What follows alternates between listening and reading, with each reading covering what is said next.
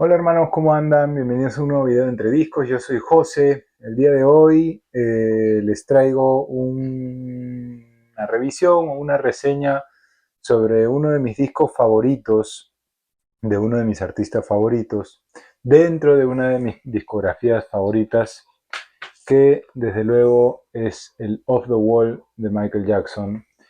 Y además de eso, quiero aprovechar este episodio para decir que me equivoqué, que de hecho hace algún tiempo hablé algo en un video especial que tengo sobre la discografía de Michael Jackson, sobre una edición en particular, y ahora puedo decir que estaba totalmente equivocado y que estoy feliz de estar equivocado, además, que no es muy común en general.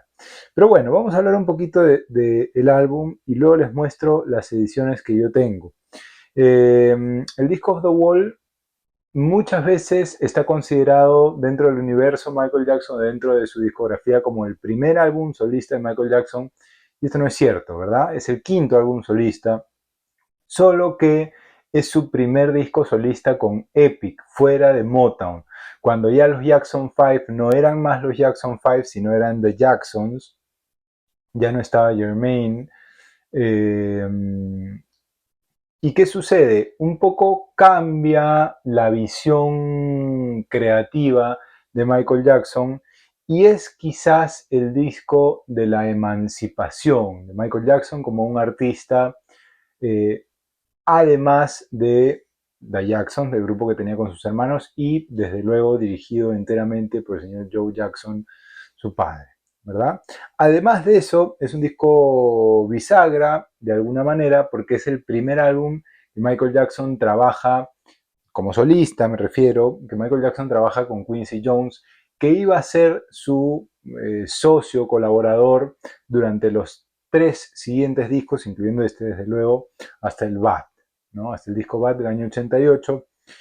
Y es un disco que, si bien en la discografía de Michael Jackson hasta los principios de los 2000, no sé si había quedado o había pasado desapercibido o había quedado un poco en el olvido, creo que es a partir de mediados de los 2000 o quizás inicios de la primera década, o sea, de los 2010, digamos, se revisita este álbum por algunas cuestiones que vamos a hablar ahora y se revaloriza, ¿ok?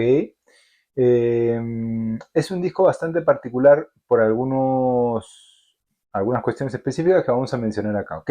Entonces el disco sale el 10 de agosto del año 79.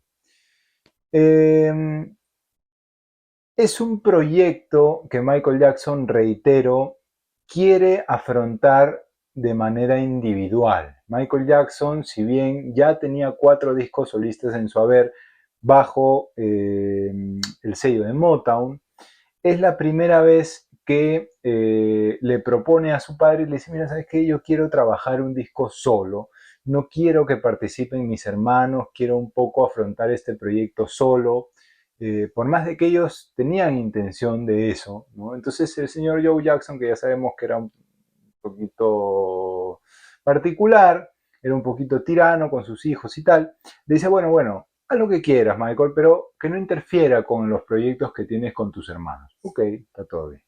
Hay algunas demos que graba con sus hermanos, es cierto, porque recuerden que en esa época vivían todos juntos, eran prácticamente eran una corporación que un poco fabricaba todo desde el inicio en casa de los Jackson, ¿verdad? Sin embargo, Michael decide un poquito que no se metan mucho, ¿no? No quiero que graben tanto y tal y esto, ¿no? Entonces encuentra a alguien idóneo para poder afrontar este proyecto, y es el señor Quincy Jones. Quincy Jones, no hemos hablado de Quincy Jones demasiado en este canal. Sin embargo, es músico, luego se le conoce, en realidad es interesante que se le conozca mucho más por su labor como productor, más que como músico, pero él casi todo lo que emprendió le salió bien, ¿no? Me parece que A&R de Mercury Records. De hecho, él era productor, director, arreglista de algunos discos de MRC.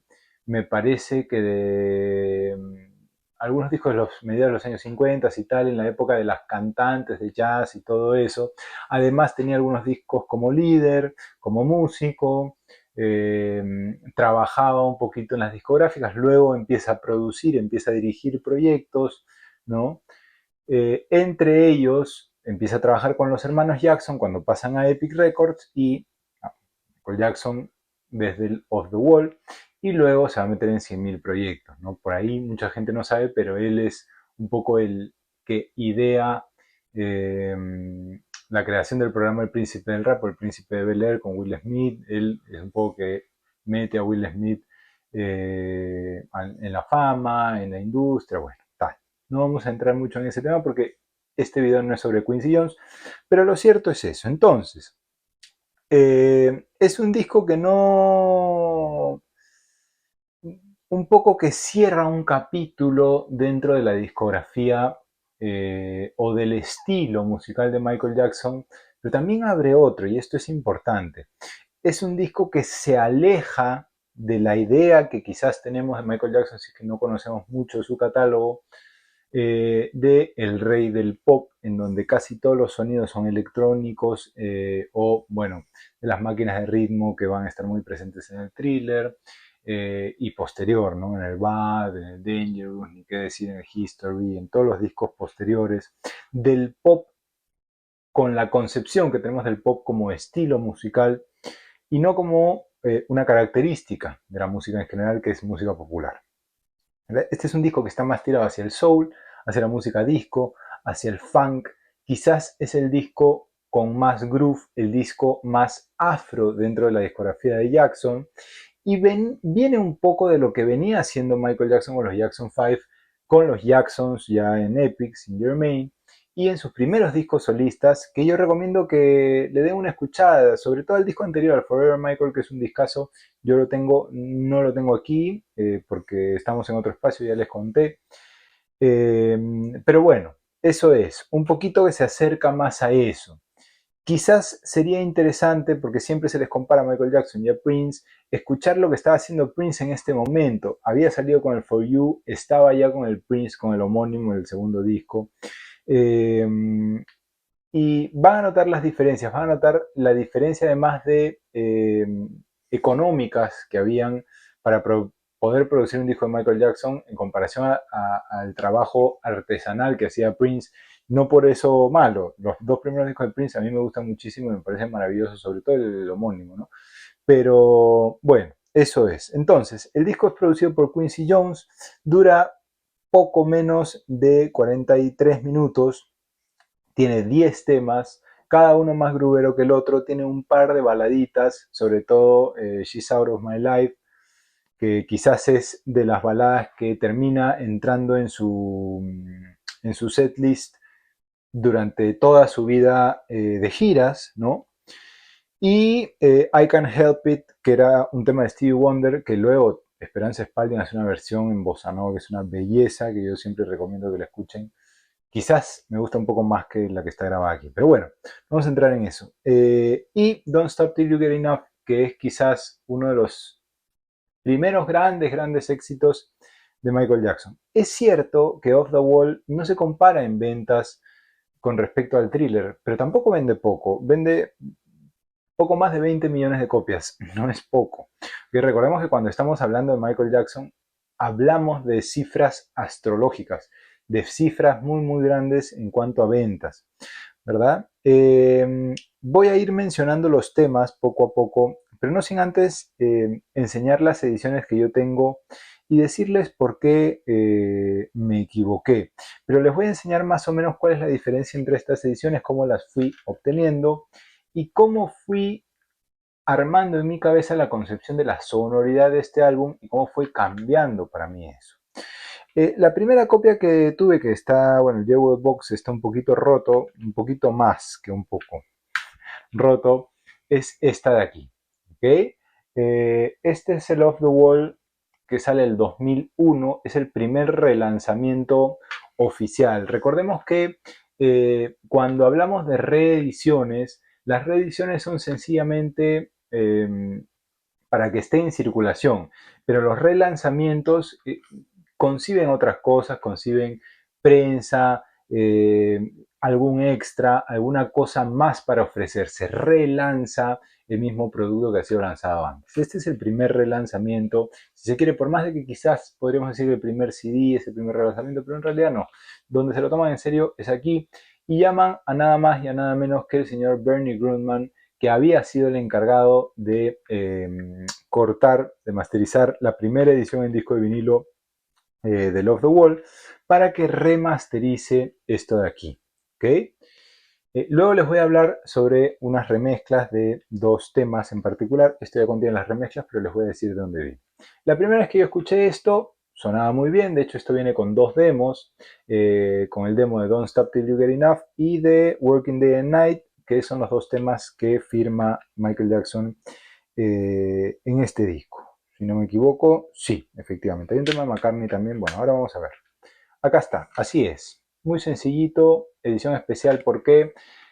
Porque trae esos dos demos y bueno, no mucho más. No nos da mucho más que una tapa con los dos pies y las medias o los calcetines encendidos. Luego de eso sale un nuevo relanzamiento, un relanzamiento muy interesante que a nivel empaque yo me ilusioné mucho porque ya desde esta edición que les enseñé se había vuelto uno de mis discos favoritos, que es este de aquí. Este de aquí sale el año 2016, ¿ok? Y es una edición francamente muy bonita, es un digipack que sucede esto, fíjense, ¿ok? Se queda aquí el plástico, ¿no? Y esto de acá hecho con tiza, todo como si fuera... Esto no tiene nada y les voy a explicar ahorita por qué no tiene nada. Viene un booklet y esta es una edición especial que trae además un DVD con un documental. Booklet con fotitos, un pequeño ensayo sobre esto de aquí, lo voy a poner acá porque después me dicen que no se ve muy bien y tal y todas esas cosas, ¿no? Las letras de los temas, todo esto, ¿no? Y acá están algunas fotos más del periodo de Off the Wall. Yo cuando escuché esta versión me pareció la gloria, me pareció que sonaba mucho mejor que la edición a la que yo estaba acostumbrado. ¿Ok? Ahora, mirándolo en retrospectiva, quizás sonaba un poquito más fuerte, un poco más comprimido todo, y eso hacía que el álbum tuviera mucha más vida. Sin embargo, no necesariamente sonaba mejor. Quiero decir, estos eran mis oídos el año 2016.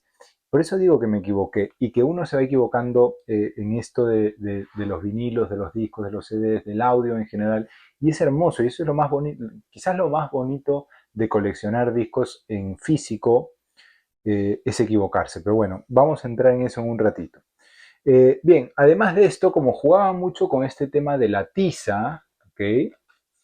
Esto viene con una tiza, de hecho yo no sé si todavía la tengo acá, porque no la usé nunca. También yo, mi condición de coleccionista, ven, ahí está la tiza prácticamente nueva, ahí se ve, viene en este espacio, para que uno escriba en la pared, ¿no? En la parte del centro, está acá. Uno podía escribir lo que quisiera en este estilo, ¿no? El cartón acá tiene una textura particular, es mate, no es brillante como la parte de afuera, entonces uno podía escribir lo que quisiera. Ustedes saben, yo como me gusta mantener todo original, lo mantuve así. Pero bueno, esto de aquí no está masterizado por el señor Bernie Grundman. Y acá, un poco que empieza, creo que, no sé si mala relación o la intención que no, a mí no me hace sentido de Sony Music de no llamar a Bernie Grundman para que vuelva a remasterizar este catálogo, sino que llaman a Tom Coyne de Sterling Sound. Ya sabemos que Sterling Sound es un estudio de renombre, o sea, no hay ningún problema con eso. Sin embargo, el criterio no iba a ser el mismo del señor Bernie Grundman. Bueno, suena distinto, suena más comprimido, ya sabemos, todo esto es digital, además es un formato digital y tal. Ok. Luego de eso, quería tener una copia en vinilo y me compré la edición en disposición, la que está disponible en todas partes, del vinilo del Off the Wall. Esta es una edición europea. Tiene esto de color blanco y así, bueno, esa es la primera forma de diferenciar una de las reediciones a partir del año 2016. A partir del año 2016 esto viene de color blanco. En las ediciones originales viene amarillo y rosado y ahora les voy a enseñar una edición original para que vean las diferencias un poquito. Pero todo lo demás es muy similar a la edición original, ¿no? De hecho, la tapa es igual.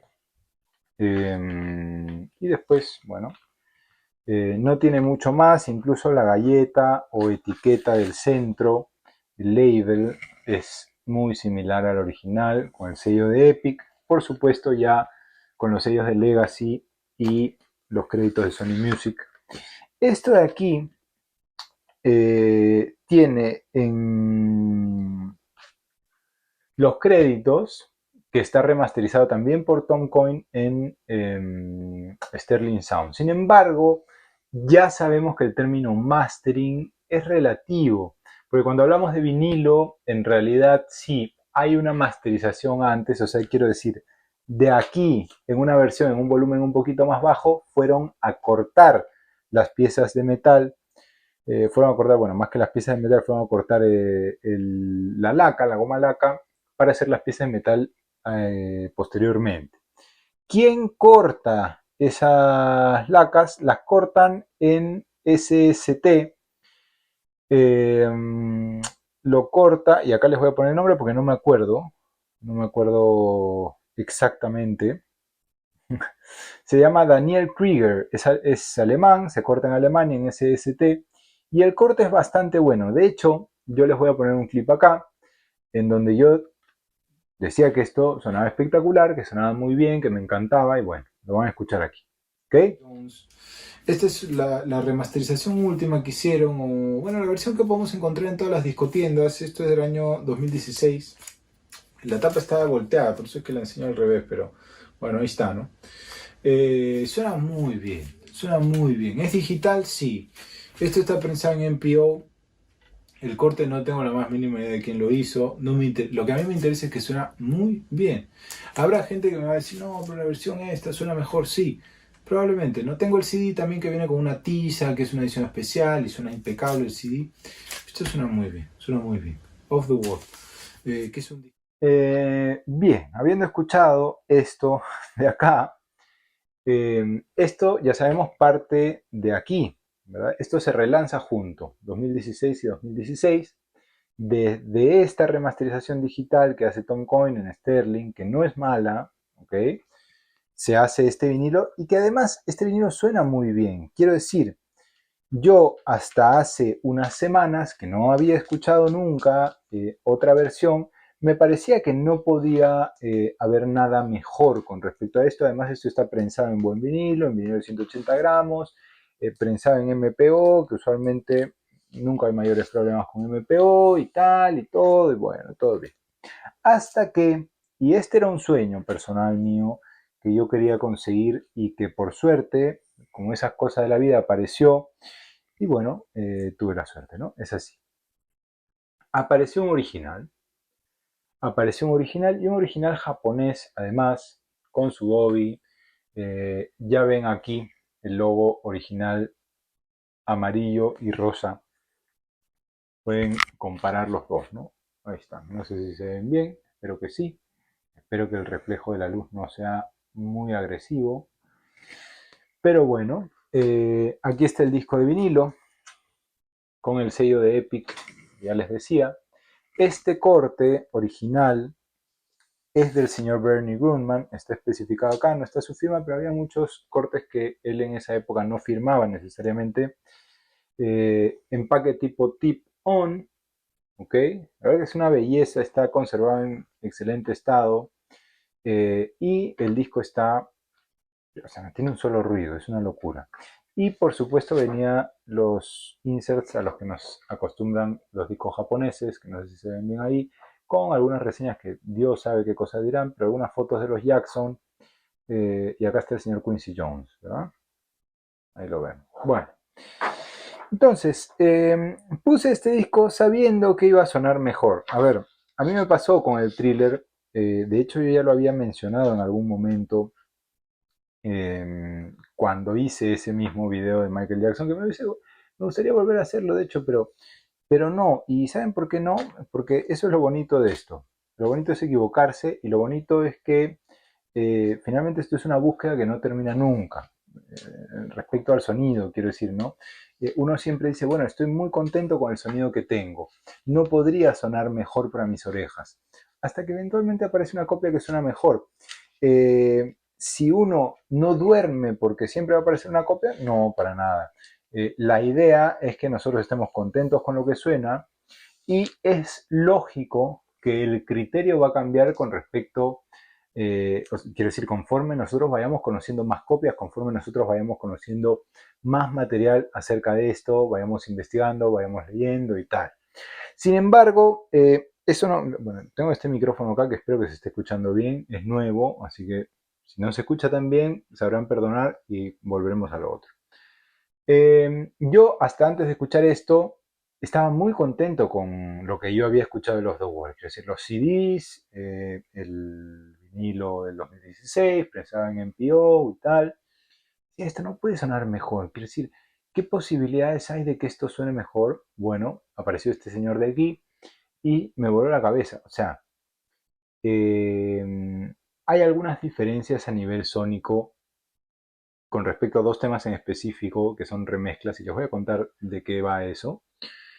Sin embargo, más allá de esos dos temas que son remezclas y que es lógico que van a sonar distinto, siento que escuché sonidos que no sabía que estaban ahí, que la espacialidad, no solamente el soundstage en estéreo, que había una cuestión muy de tres dimensiones que usualmente el señor Bernie Grumman en este periodo de tiempo lograba muy bien. Lograba muy bien masterizar de esa manera. Quincy Jones mezclaba para que eso suceda, para que uno se sitúe en el centro de una espacialidad mucho más grande, como un spatial audio de Dolby Atmos, pero solamente por dos canales, ¿verdad? Es algo que no necesariamente se puede describir mucho más allá, quiero decir con palabras, más allá de la única posibilidad es escucharlo.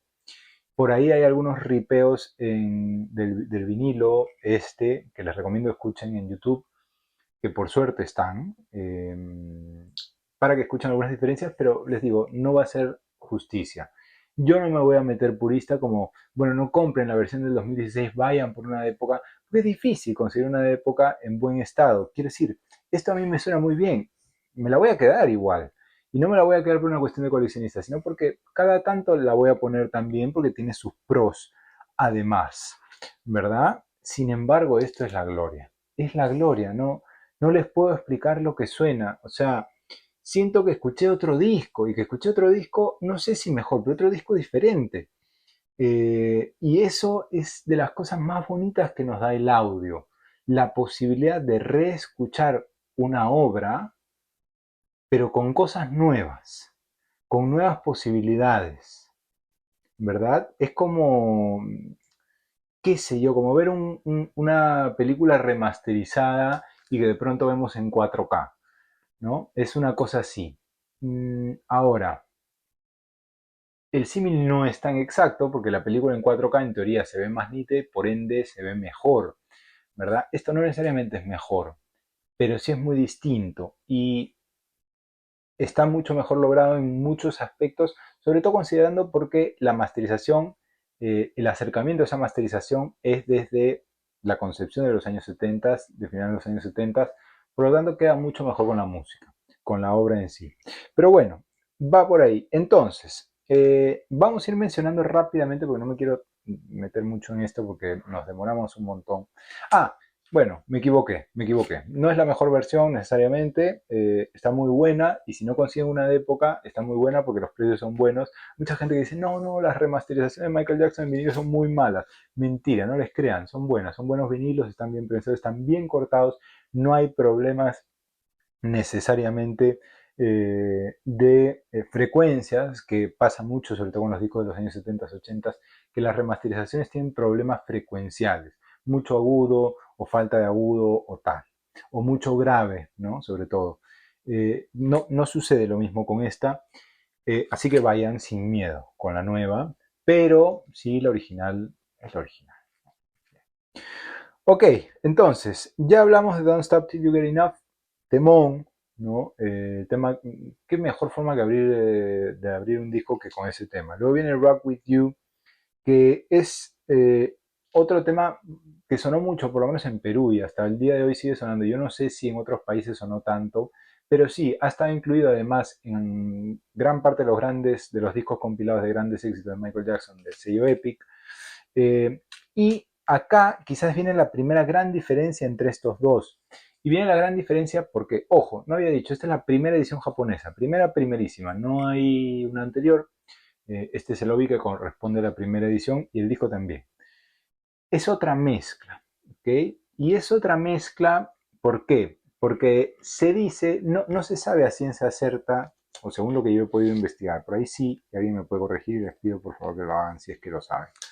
No se sabe a ciencia cierta en qué momento, pero los directivos de Epic, después de que Jackson y Quincy Jones y tal, y toda la gente involucrada en este disco, ya habían elegido las mezclas para que se corte el disco, se manda a cortar, se manda a prensar una primera edición y los directivos de Epic dicen, no, hay dos temas que podrían mezclarse mejor. Y van y los remezclan, así de sencillo, ¿no? Y los siguientes tirajes a partir después de la primerísima edición, repito, salen con esas nuevas mezclas. Se dice que las mezclas originales duran 2 semanas, duran 4 semanas, duran 2 meses, no se sabe a ciencia cierta, por lo menos yo no he podido encontrar información que tenga un respaldo suficiente como para decir si esto pasó. Lo cierto es que se cambian y se cambian a un momento muy temprano y por suerte la primera edición japonesa, tanto como la primerísima edición norteamericana, me imagino que algunas europeas también, tienen las mezclas originales. Mezclas un poquito menos recargadas, pero mezclas que suenan una belleza y que suenan además muy acorde con la época, muy a 1979, quizás un poco menos disco, quizás un poquito más hacia el soul, más hacia lo afro que hacia la música disco. Y por eso es además que voy a conservar las dos versiones, porque yo crecí con las remezclas de esos dos temas, ya dije el primero, Rock With You, eh, pero esto es la gloria. Yo sentí que estaba escuchando otra música, como un Naked, ¿no? Una versión Naked, como Let It Be Naked, que es escuchar otro disco, de los Beatles, por si acaso. Bien. Luego viene, Rock With You ya, Working Day and Night, que es el otro tema que firma Jackson aquí, que es un temón, incluso lo cantó durante la gira, hasta la gira de Dangerous, si no me equivoco. Muy grubero, muy bonito. Get on the Floor acaba el lado A y que es la otra remezcla, ¿no? Esta tiene la mezcla original y también, yo creo que está un poquito menos recargada de strings, hay algunas cosas tiene un poquito más de espacialidad, quizás eso aporta a esta idea 3D que les mencionaba. Bien, luego tenemos Off the Wall, el tema homónimo del disco, que es una maravilla, no tengo palabras para ese tema. Girlfriend, el tema de McCartney que había grabado con Wings en el London Town, creo que es el disco, si no me equivoco. Quizás para mí el tema más bajito de todo el disco es ese, ¿no? Pero bueno. She's Out of My Life, lo que brilla la voz de Jackson aquí es maravilloso. I Can't Help It, el tema de Stevie Wonder que ya les había dicho. It's the Falling in Love, el segundo tema más flojito del disco para mí, pero igual es bueno. Y Burn This Disco Out, otro tema muy disco, muy soul, muy funk, muy groovero, mucho groove, mucho movimiento, mucho afro. Ok, bien, entonces, qué felicidad poder decir hoy que me equivoqué, que está equivocado, que esta no es la mejor, qué sé yo, que no es lo único que podíamos escuchar y que qué importan las ediciones originales más allá del título, de que está blanco y antes era de otro color, no. Qué lindo equivocarse. Y además, qué lindo que podamos formar nuestra opinión en base a lo que conocemos. Y eso es algo que quiero yo recalcar, porque hay mucha gente que a mí me escribe, ya lo he dicho varias veces, pero no voy a entrar en eso, pero me dicen, no, pero es que tú no has escuchado tal versión y esa suena mejor y tal. Y, no, pues no la he escuchado. O sea, no. Tengo 4 versiones del mismo disco, amigos. Es un montón ya. No podría escucharla todos, algo que tuviera una tienda o tal, o me dedicara a esto, y está bien, y felicitaciones a la gente que lo puede hacer, pero yo no. Eh, es interesante también mantener esa curiosidad que a mí me daba tener una edición original, igual. No porque considerara necesariamente que iba a sonar mejor. Sí, quizás sí, porque era Bernie Grundman, ¿no? Pero no sabía, quiero decir, me ha pasado con algunos otros discos eh, que yo pensaba que, de hecho lo dije en el capítulo anterior de Michael Jackson, del thriller de MoFi, que sí, que la versión japonesa original cortada por Bernie Grunman suena mejor que la del 2015, 2016, pero que tampoco me voló la cabeza como esta. Les digo con toda honestidad. Sí, suena mejor, suena mejor, suena mejor. No tanto. Y bueno, qué bonito poder disfrutar de estas diferencias, poder encontrar copias originales. Esto es sin ánimo de nada, porque muchos me preguntarán acá en Perú dónde conseguiste esta edición. Hay una tienda especializada y no me están pagando porque esto a mí me costó mi dinero.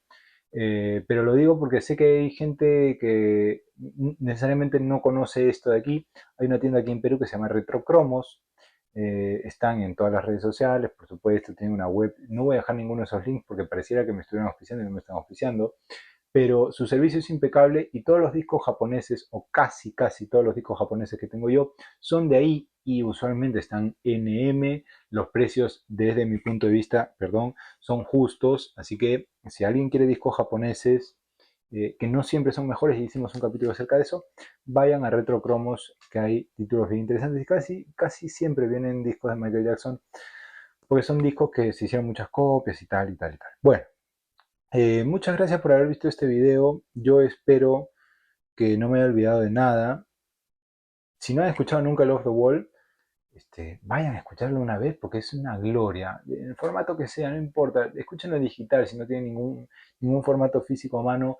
Es la gloria, es un disco fabuloso. Debe estar... no quiero decir que todos lo deben tener porque puede no gustar, pero hay que escucharlo por lo menos una vez porque está buenísimo. Gracias por haber visto este video. Cuéntenme ustedes qué ediciones tienen acá, si han escuchado las diferencias entre las mezclas y las remezclas que salieron 2 semanas o 2 meses o no sé cuánto tiempo después, y que quedaron para siempre, dicho sea paso, no lo he dicho antes. Muchas gracias. Hasta el siguiente video.